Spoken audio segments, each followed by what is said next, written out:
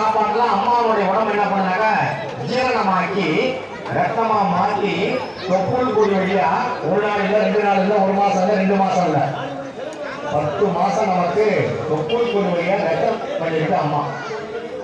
சரி பிறந்தோம், அதுக்கு பேர் என்னங்க, விட சமம். விட சமம். புரிஞ்சுங்க, நீங்க தான் அனுபவசாலிகள். அந்த நிலைக்கு போயிட்டு வரீங்க, சம நிலைக்கு போயிட்டு வரீங்க. அந்த உங்களுடைய நிலைமையை கொஞ்சம் நினைச்சு பாருங்க.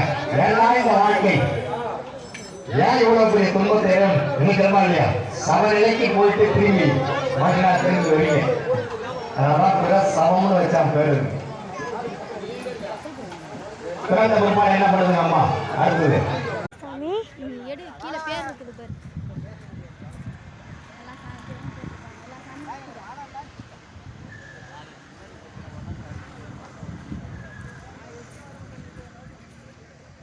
அவங்க தண்டோரா போடுறாங்க. இது பாம்பாட்டி பிடிச்சரு. இது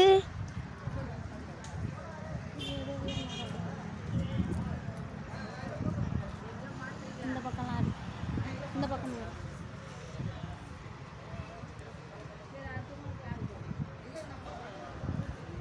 இது கன்னிமாரு.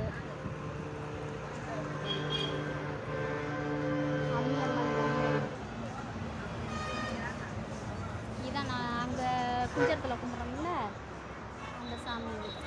எதுக்கு இங்கே கும்பிட்றோம்? குஞ்சரத்துக்கு போயிட்டு வரணும். அங்கே நீ போகல. இந்த பக்கம் கன்னிமாரு மாற்றத்துக்கு எதை மாற்றலாம் மாற்றிட்டு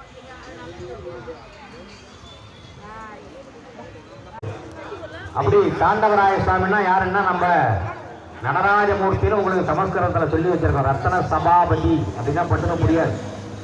நான் தாண்டவராயனா கட்டுக்க முடியுமில்ல.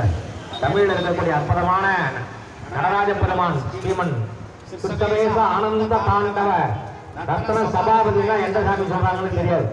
நான் தாண்டவராயன் சொன்னா டக்குன்னு முடியுமில்ல. அவ்வளோ இல்லைன்னா தமிழ் அந்த காலத்துல சொல்லிட்டு போயிருக்காங்க.